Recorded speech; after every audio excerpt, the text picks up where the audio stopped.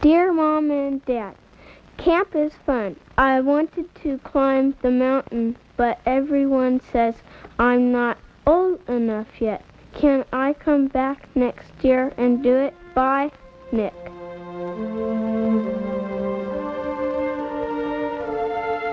Mount St. Helens, a 9,677-foot sleeping volcano nestled in the wild abundance of the Gifford-Pinchot National Forest in southwest Washington.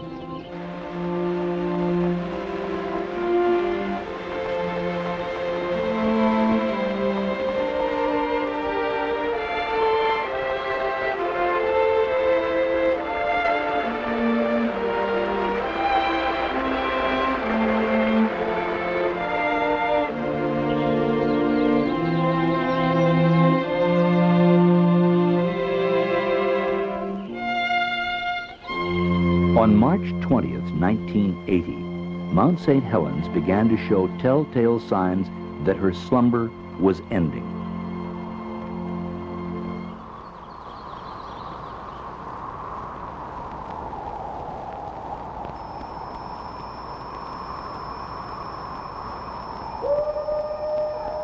After the last great ice age had retreated northward, the Cascades were already well established, running from northern California through Oregon, Washington, and into Canada. But there was one peak amongst them that was not so well established. Compared to the rest, she was a teenage mountain, and like most teens, had growing pains. St. Helens is known to have erupted numerous times in the past. In the early and mid-1800s, she erupted again. It's small wonder local Native Americans in a variety of tribal languages called this peak basically the same thing, Fire Mountain. The view from the summit of Mount St. Helens was breathtaking. Below lay Spirit Lake. In the distance, an older peak, Mount Rainier.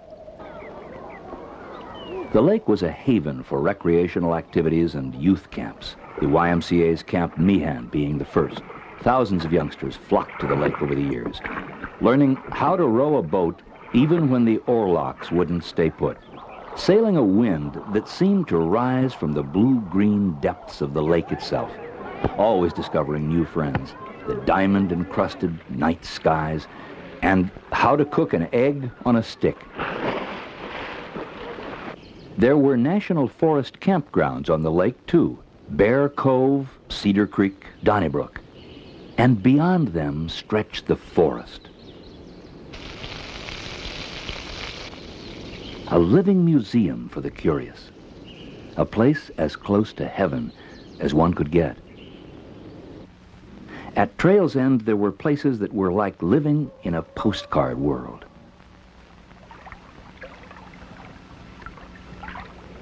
In the winter of 1979, changes were taking place deep beneath the mountain's serene exterior.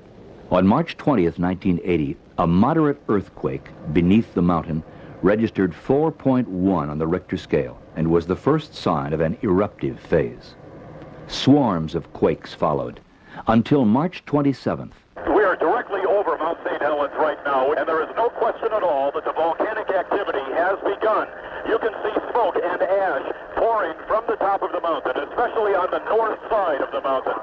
A concern for public safety prompted the closure of the Gifford-Pinchot National Forest. What scientists had anticipated, the eruption of Mount St. Helens before the end of this century, had begun. The mountain had a newly opened crater, measuring about 250 feet in diameter. The earthquakes continued. Forest Service and cooperating scientists went right to work. 845. Ringing the mountain with an array of gadgets, hoping to document even the slightest twinge.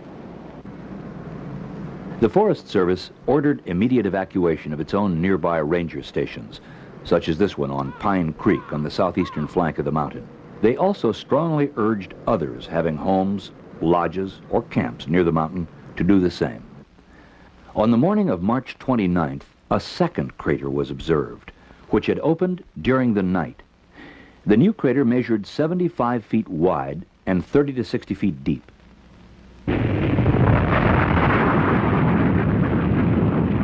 On March 31st, explosive eruptions continued, and the two craters merged.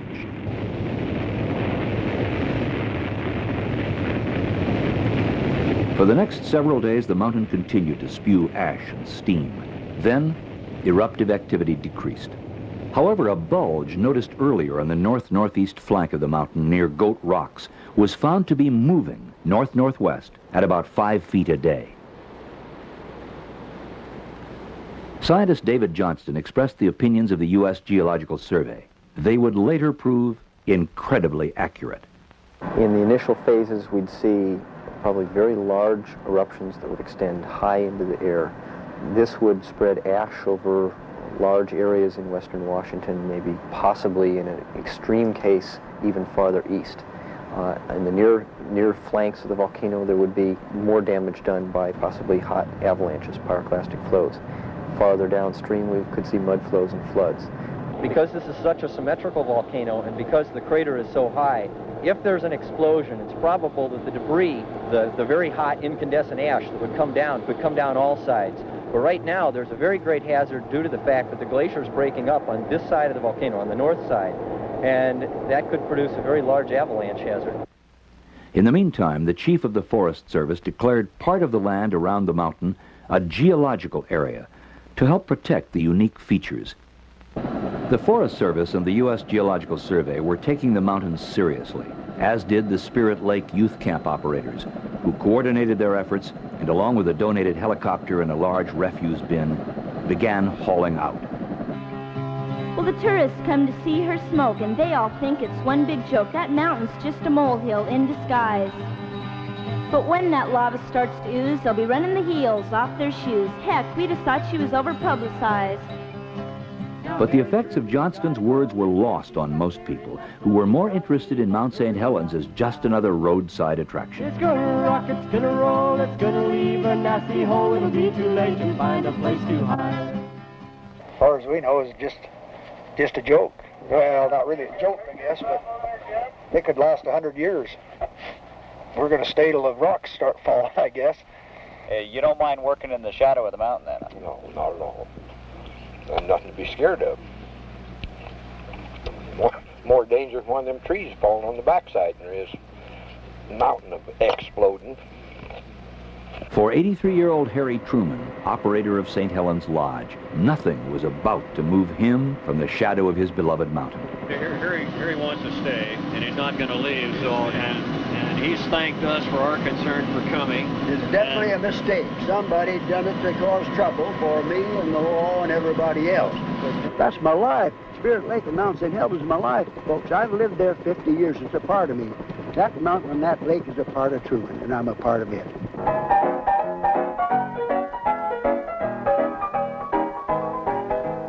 The pressure was building, but Harry wouldn't budge.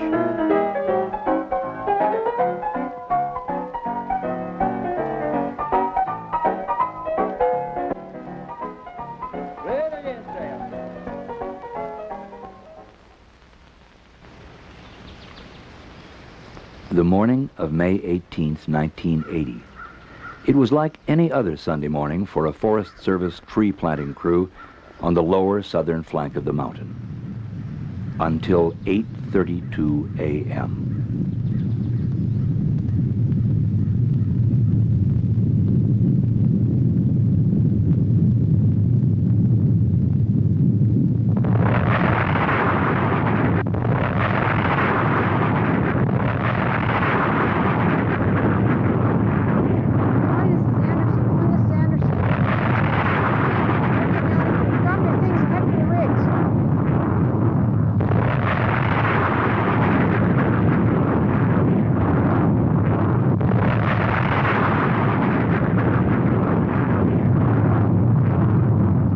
It seemed to happen in an instant. A cubic mile, tons of ash, rock, and ice were rocketed into the stratosphere. The cloud reached nearly 14 miles into the sky. The view was spectacular, but the wind was blowing in a northeasterly direction, and from that point of view, the clouds seemed like the end of the world. The skies grew dark, and at noon it was pitch black in most of eastern Washington. Everyone to not panic. If you want to start getting out some water supplies now to Life in the ash storm came to a gritty halt. I'm sorry, the road is closed from here any further east. Okay. This is as far east as you can go. Those who could move, however, moved quickly. The 304th Aerospace Rescue and Recovery Squadron from the Portland Air Base was called in to find geologist David Johnston, who was manning a scientific lookout above Coldwater Creek, 6 miles northwest of the mountain. He was never found. Nothing matches the map. Where's Spirit Lake? Is that it over there? I can't believe I've camped up in this area. Doesn't look like any place I've ever been before. As most of you already know, we had a major eruption occurring at 8:32 approximately this morning on Mount St. Helens. The first report that we actually got about the eruption was from Forest Service personnel that were administering a tree planting contract, and they reported over the radio to us that an eruption was occurring, and it seemed to be about 100 times greater than one that we've ever had in the past. It does appear that the northwest flank of the mountain seems to be gone. They have indicated that there have been some mud flows that have come down the southeast flank of the mountain. Emergency procedures have been put into effect. At 10:15 this morning, the Cowlitz County reported that a 12-foot wall of water was coming down the Toutle River, and this was verified by the Washington State Patrol. The largest rescue mission in the history of the Northwest was soon underway. Look to the left now. Good. What do you have with that? Got from over here? Military helicopter units and other rescue squads joined the effort, coordinated by the county sheriff departments. By the end of the rescue operations, which lasted 2 weeks, more than 170 people were brought to safety. But in the final count, 61 were dead or missing. Japanese car of some type. Rotor wash from the helicopters kicked up great clouds of ash, making rescue difficult. In many places, it was impossible to land. Rescuers were lowered by cable to assist survivors who were then reeled to safety. Tons of ice and snow, melted by the intense heat of the raging volcano, mixed with the ash and began rampaging down the flanks of the volcano. One mudflow reached Swift Reservoir, about 10 miles to the south. But it was the debris-laden walls of water which tore down the north fork of the Toutle River that proved most spectacular and devastating. There is a mudslide down the mountain right now. Get up, separate! Let's get out. Filming it.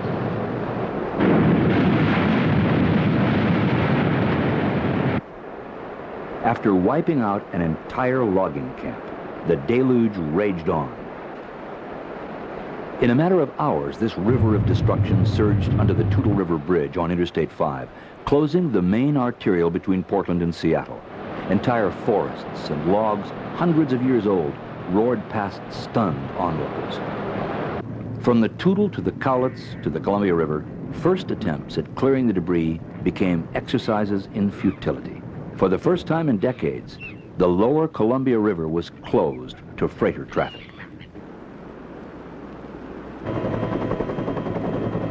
The raging torrent had left its mark.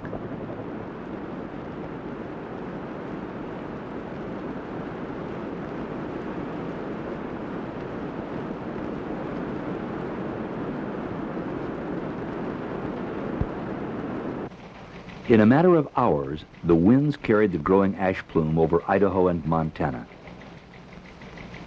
A month later, the plume had circled the entire Earth. In the wake of the plume, ash was everywhere.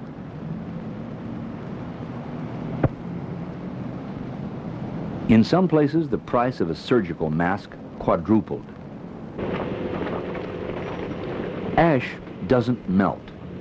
Water turns it into a thick, grimy substance like wet cement. It's as back-breaking a job as moving a mountain should be.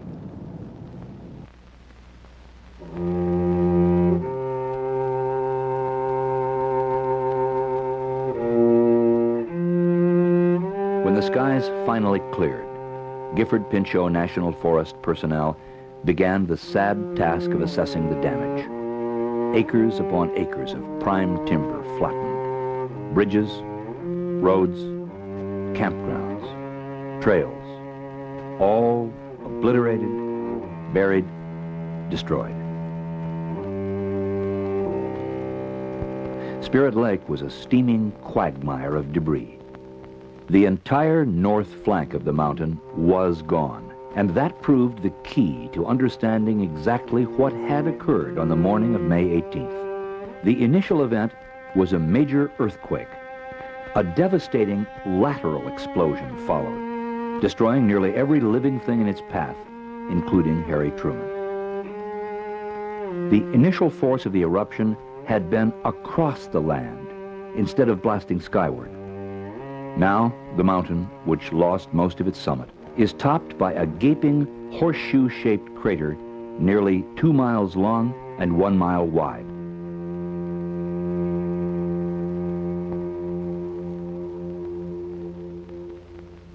The perilous vantage point of a still photographer and the actual recorded voice of an eyewitness with a two-way radio bring the tremendous force of the May 18th eruption into chilling focus. Oh, I just felt an earthquake, a good one.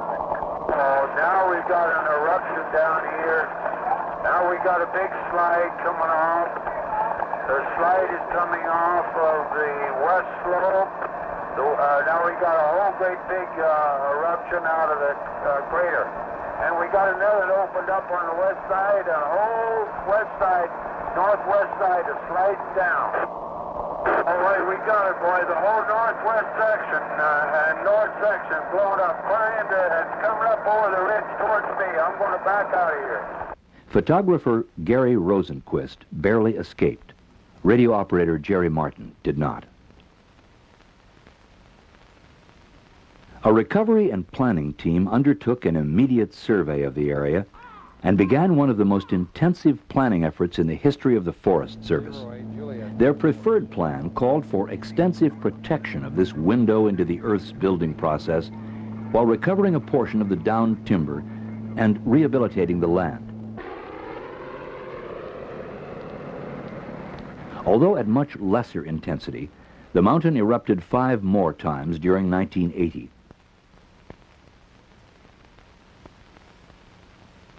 This eruption, on July 22nd, was photographed on time-lapse by amateur photographer Jerry Whitaker of Woodland, Washington.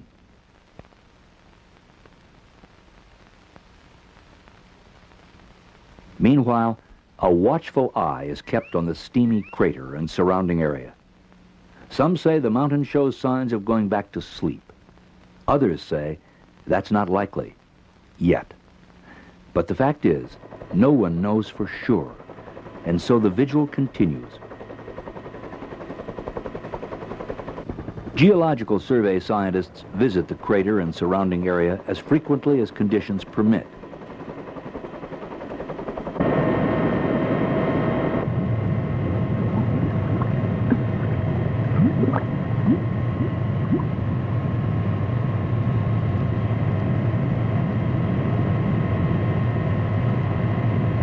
Rock samples are collected. Distances between established points are measured electronically to detect any swelling or deflation of the volcano.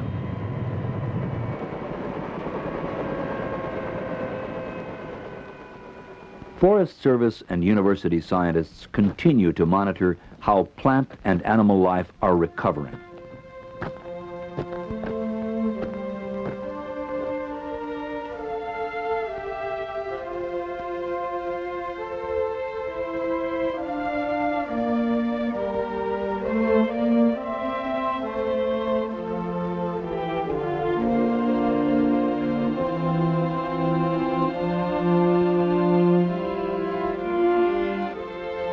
Volcanoes are secretive and unpredictable things.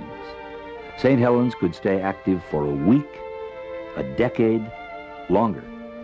But sooner or later, by one manner or another, she will change again. That's the way it is with volcanoes. To be sure, much will happen in the meantime. Trees and huckleberries and wild animals will return to the mountain's flanks. Spirit Lake will become clear and blue-green again. gurgling streams will again be favorite haunts of the trout and the fishermen. But for now, we have a landscape in transition, a rare opportunity to learn from the earth what the earth is made of, why it changes, and perhaps even when it will change again. For those who find the loss of a mountain as it once was difficult to bear, there is consolation in a long-range program which will protect the marvel of the area's natural recovery, allowing many generations to replay the instant of destruction, while at the same time being eyewitnesses to the magnificent healing powers of nature.